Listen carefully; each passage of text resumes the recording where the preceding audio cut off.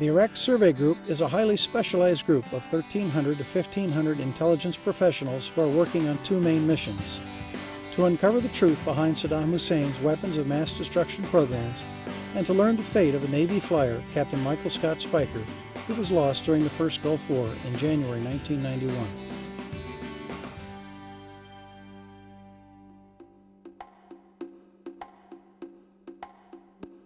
Camp Slayer, home to the Iraq Survey Group, is situated on a former Ba'ath Party playground outside of Baghdad near the Baghdad International Airport.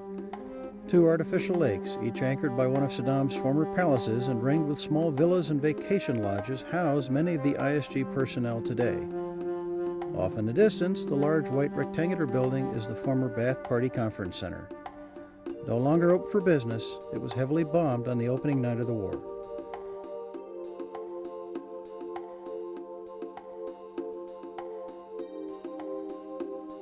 The Victory Palace, initially constructed by Saddam to celebrate Iraq's victory over Iran during the 1980s Iran-Iraq War, was also intended to celebrate Saddam's victory over the coalition during Desert Storm. As you can see, it was never finished. Soldiers that used to live in it recently have been moved to better housing. Nearby also sits the children's playground housing that soldiers have nicknamed Bedrock, after the fictional village occupied by Fred Flintstone and his fellow Stone Age characters. Today, soldiers from the 82nd Airborne Division live in Bedrock, but not for much longer either. When the ISG was first established in Iraq in June, it occupied many of these villas that had been damaged by looting instead of military action. However, the plan was to house ISG personnel in more comfortable modular trailers eventually. That is happening now as the trailers are being set up and furnished.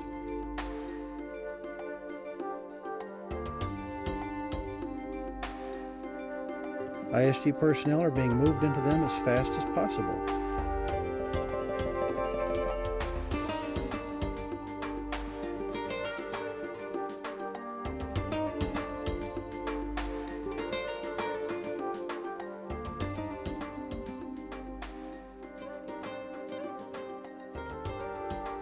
The food is pretty good too.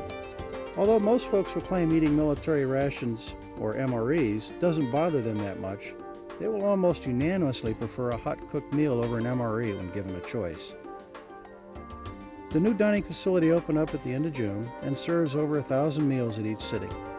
And the cooks even do omelets to order on Sundays. Even doing laundry is easier than ever. Instead of doing the wash tub shuffle and hanging clothes up on the line to dry, which admittedly because of the hot air dries very fast, clothes are turned into the laundry point now come back clean and folded in 3 days. There's even a barber shop, so no one has an excuse for not getting a haircut. The barbers do a decent job of cutting hair, but they are still learning the finer points of what an American means when he asks for a light trim. Well, the Marines don't mind the short haircuts anyway. These improvements are just the beginning. A theater that shows movies just opened, and a fitness center is being planned for the near future too. In the meantime, ISG personnel will have the swimming pool formerly used by Saddam Hussein to swim in after work.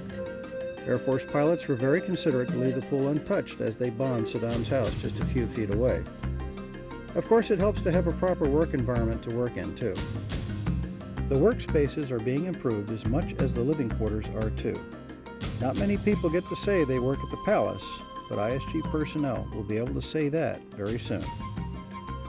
Temporary workspaces in a nearby building will give way to the palatial surroundings of the Perfume Palace, so called because it resembles a perfume bottle to some. The air conditioning now works in it again, and the analyst workstations have been emplaced. Very soon the computers and telephones will be installed, and then operations will shift across the street to this new location. In the meantime, operations proceed apace as the ISG pursues its two main missions. When ISG personnel leave the relative safety of Camp Slayer to go on a mission such as this one into Baghdad, safety is a paramount consideration.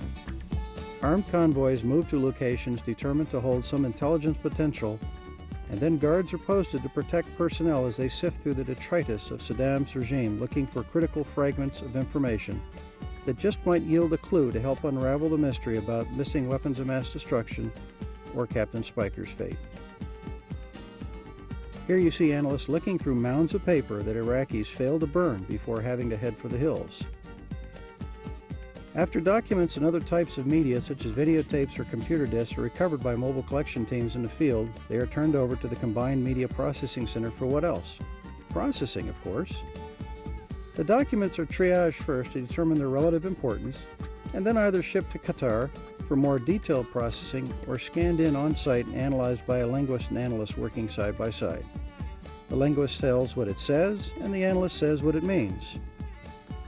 This is just one way the ISG is learning what it needs to peel the onion and learn about Iraq's weapons of mass destruction programs and learn what happened to Captain Spiker.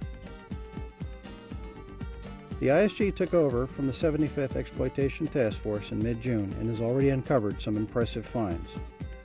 With the additional help coming over every day, there is no doubt it will accomplish its mission and bring everyone home as soon as possible.